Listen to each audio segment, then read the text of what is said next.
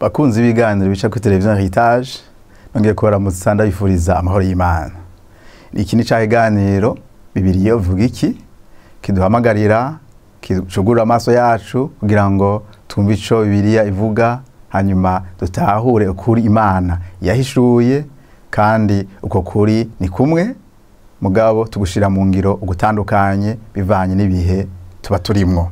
Hanyuma ibiganiro biheruka twarabonye mu biganiro giheruka twabonye abacamanza igihe kitari coroshe namba mu buzima bw'Abisirayeli aho bagiye basubira inyuma hanyuma mugabo bikabagora ariko Imana mu buntu bwayo mu rukundo rwayo ikabahana nk'umuvyeyi kugira ngo bayigarukeko hanyuma bayigarutseko igaca ibahagurukiriza umucamanza abarongora akongera akabafasha kugwana intambara kandi bakanesha ku buntu bw'Imana. Rero uyu munsi tuguma tubandanye n'ibitabo vya Samweli, ibitabo vyitiriwe Samweli bibiri, ca Samweli ca mbere ca kabiri turaza kubifatira hamwe kuko n'ibitabo bivuga inkuru imwe. N'ibitabo bivuga ku bami. Igihe rero Abisirayeli bari bavuye mu ntwaro y'abacamanza canke abacamanza umucamanza wa nyuma Samweli Imana yariko iramwereka ngene Abisirayeli ko barasubira inyuma mugabo mu nyuma tubona Abisirayeli hageze igihe barisabira umwami bavuga ko bagomba kumera nk'ayandi mahanga. Samweli vyaramubabaje cane mugabo Imana iramubarira ko ari co gihe bagezemwo ko yobareka hanyuma Samweli aca batuhaniriza umwami yitwa Sauli. Igitabo rero ca mbere ca Samweli kivuga ahanini ngene ihanga y'Abisirayeli ryavuye mu ntwaro y'abacamanza yinjira mu ntwaro y'abami hanyuma ritwagwa n'umwami wa mbere Sauli. Mbega ico gitabo canditswe nande? Ico gitabo canditswe na Samweli hamwe n'abandi witwa Abiyatari. Hanyuma umuntu aha reka tangwe tuvuge kuri uyu mugabo Samweli ngene Imana yamuhagurukije mu gihe abaherezi abahungu bene Eli bari barasubiye inyuma. Bibiri ivuga ngo barakora ivyaha biteye ubwoba bakabikorera mu rusengero bagasenga bakarenganya bakasambanirayo hanyuma Imana birayibabaza cane. Ico gituma Imana yahagurukije Samweli avuka mu buryo budasanzwe ku mukenyezi yitwa Hana yamaze imyaka myinshi atararonka umwana hanyuma Imana arasaba Imana umwana Imana imuha Samweli. Samweli rero avuka mu gihe abantu bari barasubiye inyuma ico gihe c'abacamanza nkuko nabibabwiye mu biganiro giheruka hanyuma mugabo Samweli akurana umutima wubasha Imana. Bibiri ivuga ngo nta jambo ryiwe na rimwe ryigera rikorokara hasi. Yagorokeye Imana mu buryo budasanzwe arumvira Imana n'ubwo urungano rwiwe rwari rwarononekaye. Aha nkavuga nti ntawogira urwitwazo ngo nukubera abamukikuje bariko barakora ivyaha ngo nawe ategezwa gukora ivyaha. Oyaye ubuzima bwa Samweli buratwereka ko umuntu ashobora kugorokera Imana no muhe abandi batariko barayigorokera. Hanyuma kandi navuze ngene aba bene Eli bagendera mu vyaha. Umuntu yoshobora ariko arabisoma yoshobora kwihuta guca imanza mugabo nabiki gihe ivyo vyaha arabikorokeramwo aho abantu usanga bitirirwa ngo n'abarongozi mu bikorwa vy'Imana mu ishengero mugabo ugasanga bariko barakora ivyaha biteye ubwoba. Abigeme bariko barumviriza n'abapastor ugasanga bafashe ku nguvu canke abapastor ugasanga bariko baraniganira amashikanwa nkuko n'abahungu bene Eli baniganira amashikanwa inyama zaza gushikanwa ko bimaze. Rero abantu bakeneye ubuntu bw'Imana no gutabagwa no gutinya Imana. Hanyuma rero Samweli Abisirayeli baramubwira ko bakeneye umwami hanyuma arababara mugabo acabahagurukiriza umwami yitwa Sauli. Ico gihe c'abami gitanguye Sauli yavyifashemo neza namba kubera hageze igihe cyane cyane mu ubwami bwiwe bwamaze imyaka 40 mugabo harageze igihe ububi bwiwe butangura kwiyerekana. Ububi bwiwe rero tubona ku gice ca 13 igitabo ca mbere ca Samweli 13 aho yatanze ibimazi vy'Imana, igikorwa cyari kijejwe abaherezi, umuherezi Samweli. Hanyuma acamubwira ngo nari nabonye watevye, hanyuma nca ndatanga ikimazi. Mugabo Samweli aramubwira ati wakoze ikidakogwa, kandi Imana ntikinezererewe inganji yawe. Kindi cyaha yakoze tukibona mu gitabo ca mbere nyine ca Samweli 15, aho Imana yamurungise kurimbura Abamaleki. Ico gihe Imana yavuga iti ngoma nihora Abamaleki kubera barimye inzira Abisirayeli igihe bava muri Egiputa. Wisoma mu gitabo ca Samweli 15:2. Iyi misiyo rero Sawuli yaramunaniye kubera yaragiye ashitse muri ico gihugu c'Abamaleki. Ego Imana iramushoboza kubanesha, mugabo umwami yagagara mureka ibikoko canke ibitungwa vyiza arabireka ntiyabirimbura. Hanyuma abizanye Samweli asharamubaza ati urubanza Imana yagutumye rwagenze gute? Hanyuma Sawuli avuga ati narurangije kandi narukoze neza. Mugabo Samweli aramubwira ati ariko je hariho urwanaga ndiko ndumva. Urwanaga rusigura iki? Sawuli arisigura ati hariho ibitungwa vyiza bizinasigaje kugira ngo nzoshikanira Imana. Aramubwira ati ya Imana burya ntinezererwa ibimazi gusumba kuyumvira. Tireko kutayumviye Imana igukuye ku nganji. Ati Imana yamaze gutoranya uwo yishimiye, uwo ikunze. Rero ivyo vyaha bibiri byaragaragaje umutima wa Sawuli ko atubaha Imana, ko adatinya Imana, ko atumvira Imana. Hanyuma cakurikiye nuko Imana yaciye ihana cane Sawuli kubera munyuma Sawuli yahavuye agenda kuraguza, arabona ko Imana yamutaye, hanyuma aragenda mu ntambara arapfirayo. aba Filistia niyo bamwishe, amwicana n'abahungu biwe 3. Ubisoma mu gitabo ca mbere ca Samweli 31. Hanyuma rero ico gihe Imana yari yamaze kuzinukwa kwanka Sawuli, yaza yamaze gutoranya umusore yitwa Dawidi yararobanujwe amavuta atoranywa mu bahungu ba Isayi. Mugabo Dawidi yari muto cyane kandi yarakira umwungere, kuyubuko bakuru biwe bamusuzugura cyane igihe yaza kugwana na Goliyati. Baguma musubiza inyuma ati wewe genda urabe za ntama za papa, ibi z'intambara we ntazo wamenyeye. Mugabo Imana iramuha kunesha intambara ya Goliyati. Hanyuma rero Imana yatoranije Dawidi. Mugabo Dawidi umutima tumubonana ningene muri iki gihe Imana imaze kumurobanuza amavuta, mugabo atari bwinjire mu burongozi bwo gutwara igihugu ngene yavyifashemwo.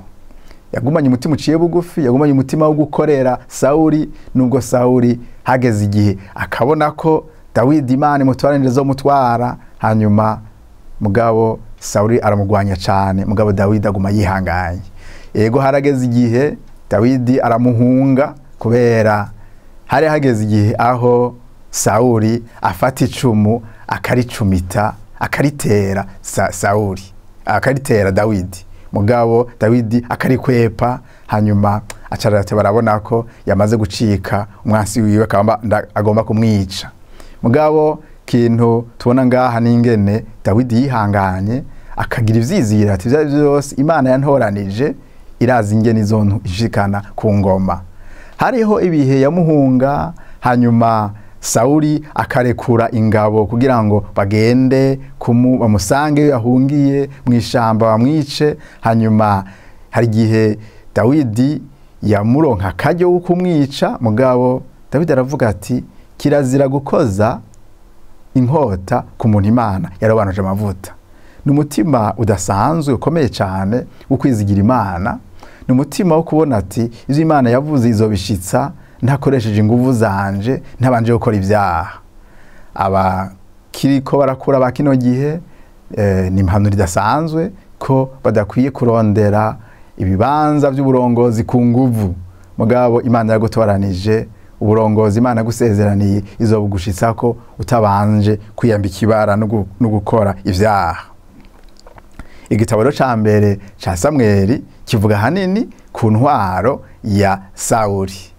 ingene ari intwaro, ego hari intambara zimwe zimwe yanesheje, mugabo ibyaha vye n'umutima wiwe byahavuye bigaragara, hanyuma araneshwa acapfira no mu ntambara. Yapfuye nabi, yishwe n'abanyamahanga. Urupfu rubi ku mwami byitwa ko yari yatoranijwe n'Imana, umwami yatwaye imyaka 40, umwami Imana yari yarizigije igihugu, umwami wa mbere w'Abisirayeli. Mugabo mu by'ukuri uriko rabangana yari yatowe, bari barabije amaso igabo kirekire c'inguvu ciza ku maso.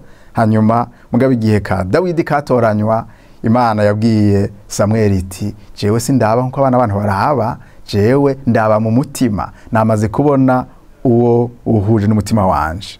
Reka rero tuje ku gitabo ca kabiri ca Samuel. Aha ni igitabo ca kabiri ca Samuel kivuga ku ngene Imana yatoranije Dawidi, ngene Dawidi yabaye umwami w'Abisirayeli. Uyu mwami Dawidi Imana imutoranya kiri muto nko nabivuze, ari umwungere, hanyuma aratebaraja ku nganje. Mugabo nawe nyene yagiye buke yatanguye atwara amahanga abiri, Abayuda kubera yari umuyuda. Ujya Sauli yari wo mu ihanga ry'aba Benyamini, mugabo Dawidi yari wo mu Bayuda.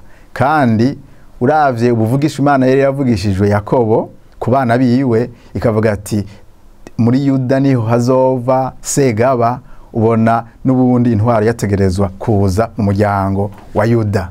Nico gituma umuzo wa Dawidi waje uhuriranye neza n'ivy'Imana yasezeranye, n'ivy'Imana yateguye ko igihugu c'Abayuda canke umuryango w'Abayuda ariwo uzovamwo umwami, azoba umwami ahambaye.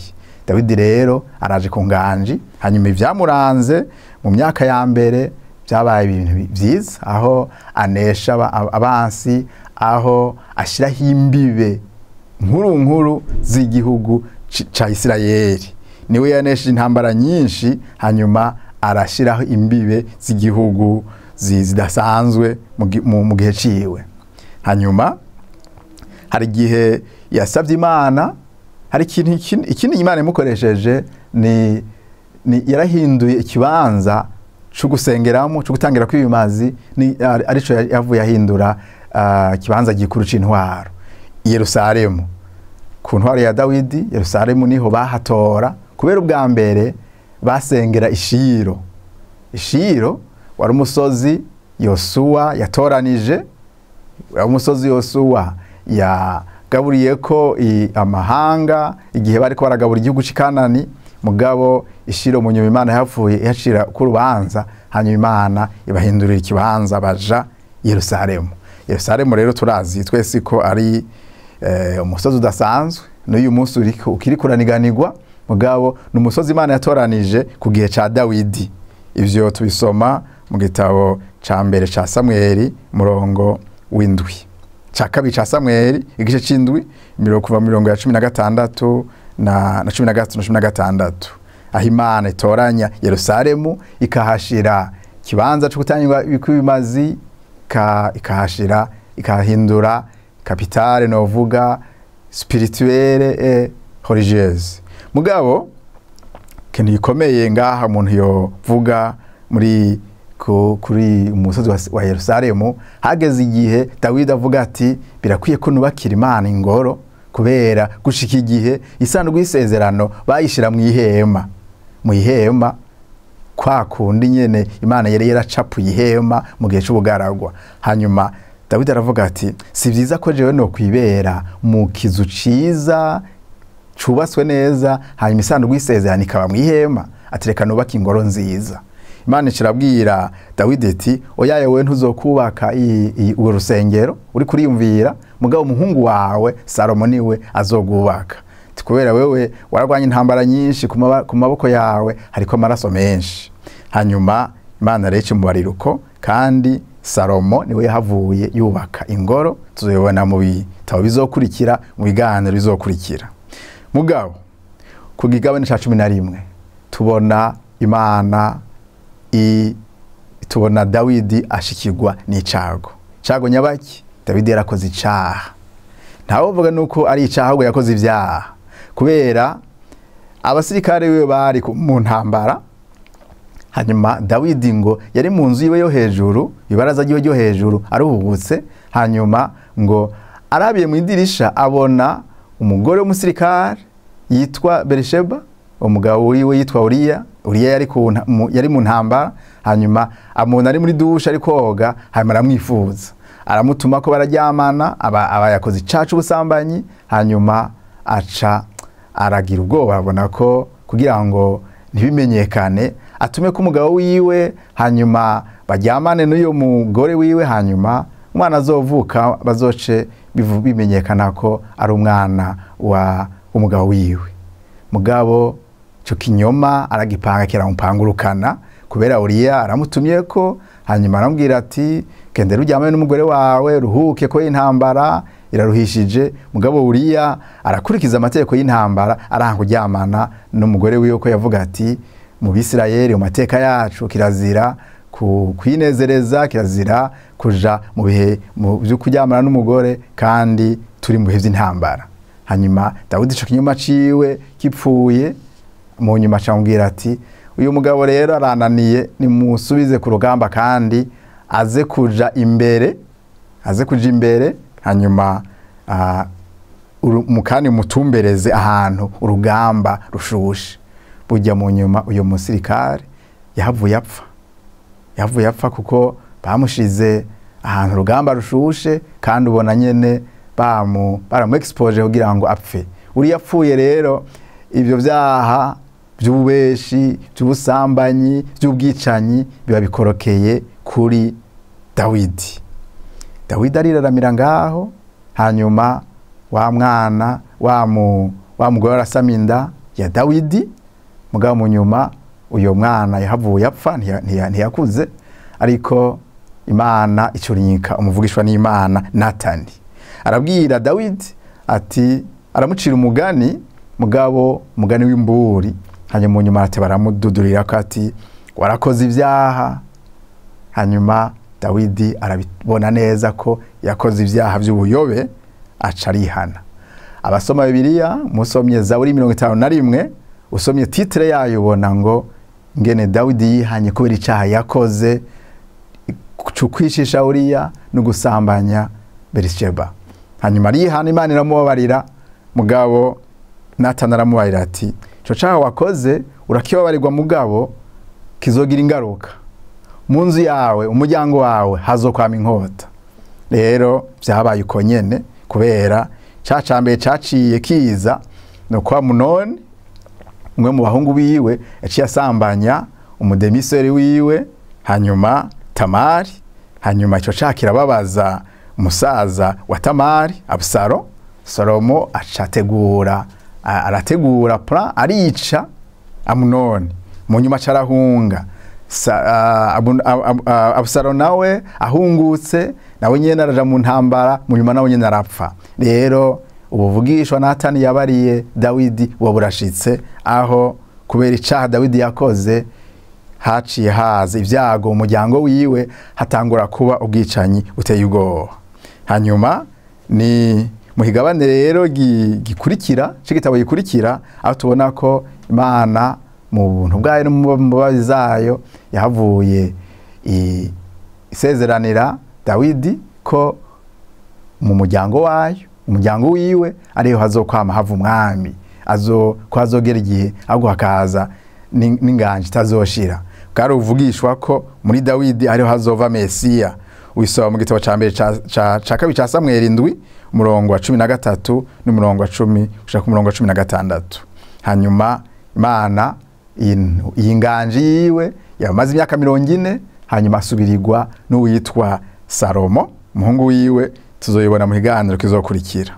Ariko nagomba mu gusozera kino higaniro twibaza hakabazo, mbega tuko turasoma ibitabo by'abami, nubuhe butumwa dukwiye kumvamwo ahanini?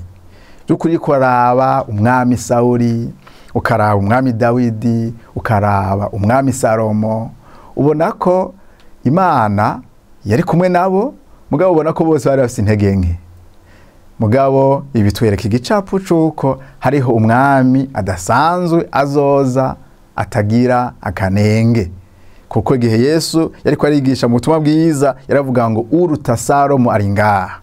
Byumvikana ko hariho umwami twiteze. hanyuma kandi umwami twiteze, umwami Yesu ni umwami aganza abandi bami bose. Ibitabo by'abami bitwereka ko ubwami bwa kino gihe hagera igihe bukagira intege nke, mugabo ubwami bwa Kristo atantege nke bufise. Ubwami bwa Kristo ni ubwami butazoshira, ni ubwami atakizobunyiganza. Rero iki gitabo kiratwereka neza ingene abami mu Bisirayeli batanguye ne bashizweho, mugabo kiratwereka ngene bose bagiye bagira intege nke. Uravye nka Dawidi ngene yari yanditse amateka, mugabo byaramushikira akora ivyaha. Ariko kandi turabona urukundo rw'Imana, imbabazi z'Imana, ngene iyo umuntu yihanye Imana imubabarira. Ivyaha Dawidi yari yakoze wamenga ni ivyaha bitobabarirwa. Uravye icaha ngene yasambanije umugore w'umusirikare mugenzi we, hanyuma munyuma akayicisha umugabo wiwe, munyuma akabesha, womenga Imana ikimurandura. Mugabo Imana mu kwihangana kwayo iramuha akanya kimburi, hanyuma munyuma Dawidi arihana, Imana iramubabarira. Iyi ni inkuru nziza ivuga ko umuntu yihanye icaha Imana imubabarira. Ivyaha vyacu ngo navyo tukura tukutuku Imana izovyeza gusumba sheregi. Kandi uriko urasoma Zaburi ya 51 ni Zaburi yo kwihana. Uwo yisoma yakoze ivyaha yo kwifatanya canke yo kwiyumvira kuri Dawidi, akavuga ati Imana wewe wahariye Dawidi na vyazaha yakora, nanje umbabarire. Hanyuma kandi ningene iyo umuntu yakiye guharirwa ivyaha akwiye kugendera mu mbabazi z'Imana. Dawidi ntiyaciye yihebura ngo ko nakoze ivyo vyaha Imana irampevye, oyaye yarabandanije arongora igihugu, hanyuma arakora ivyiza. Kubera munyuma maze kumenya ko atari wazokubaka ingoro, yaciye ategura plan y'ingoro ngene izomera, yongera yegeranya n'ibizoyubaka. Tumvikana ko Imana ni Imana iharira, kandi Imana igirira neza umuntu wayo amaze guharirwa, nubwo twahabonye ko hari ingaruka z'icaha umuntu ashobora kubona mu buzima. Rero ubutumwa bwiza buri muri kino gitabo nuko hariho umwami twiteze, umwami w'abami azoza na inganji yiwe, kandi ubwo bwami bwiwe bwaratanguye, kuko igihe Yesu ari ngaha mu isi yavuze ngo ubwami bw'Imana buri hafi, mwihane mwizere ubwami bw'Imana buri hafi. Tumvikana ko abizeye Kristo baramaze kwinjira mu ntangamara y'ubwo bwami, mugabo turarindiriye ubwami bwiwe bitazoshira, aho Kristo azogaruka aje guca imanza. Abami barangwa n'imanza, barangwa n'amategeko, barangwa n'ubwami. Rero uwo mwami Yesu azoza azanye ubwami butazoshira. Nkifuriza rero umuntu wese ariko arakurikirana kino kiganiro, umuntu ariko arasoma Bibiliya, kwagira ku gutahura kwagutse. Kwibitiko turasoma atari kahise k'Abisirayeli, mugabo kandi duce bugufi tumenye ko Imana yatanguye kwihishurira Abisirayeli, arico gituma tuja mu idonido rya kahise kabo, kandi duce bugufi tumenye ko dusenga Imana y'Abisirayeli, mugabo kandi ko ariyo Mana yaremye ijuru n'isi, ko ariyo Mana yatwebwe twese. Hanyuma mugabo cyane cyane tumenye ko hari ubwami buzoza, ubwami buzokuraho ubundi bwami bwose, ubwami bw'ibihe bidashira. Tuzobandanya dusoma ibitabo tuja idonido kugira ngo tahure ukuri kuri muri ibi bitabo. Reka rero turangirize hano, nifuriza ureko aranyumviriza kubona urukundo rw'Imana, nifuriza ureko aranyumviriza kwinjira mu bwami bwa Kristo, kubera tubwinjiramo mu kumwizera, mu kumwakira no mugendera umateko yiwe. Nuko Yesu abahezagire. Reka n'ubu dusozere dushima Imana, tongera dusenga. Data, turaguhaye icubahiro, turagushimiye kuri Imana iganje, turagushimiye kuri umwami w'abami. Niwe wabanye n'Abisirayeli wabaha abami, nubwo Abisirayeli batakumvira, ariko tubona ngene wahagurukirije abami, hanyuma igihugu gishira ku murongo, hanyuma bagira amahoro. Turagushimiye ngene twabonye amahoro Abisirayeli bagize muri gihe c'abami, mugabo tubona uri Imana iganje, uri Imana igumi baburira kugira ngo bakugaruke ko bakubahe. Rero umwami byatweretse ko tufise umwami twiteze, umwami ari we Kristo. Rero ndasengeye umuntu wese muri kino kibanza, umuntu wese ariko aradukurikirana atarakwakira umwami n'umukiza, ni wewe mwami w'abami. Ndasenga kugira ngo ushoboze abantu kwakira, ushoboze abantu kubaha, kugira ngo ubwami twiteze butazoshira tuzobubemwo atankomanzi. Urakoze, turagushimira rero Kristo kuri umwami w'amahoro kandi ko bakwakiriye baba amahoro. Ugendere umuntu wese ariko arakurikirana bino biganiro kugira ngo akwimikiye umutima wiwe umwami n'umukiza ubuzima bwiwe. Tuguhaye icubahiro kuri Imana iganje, izina ryawe rishigwe hejuru bizashira, mu izina ryawe ryera Yesu, amen.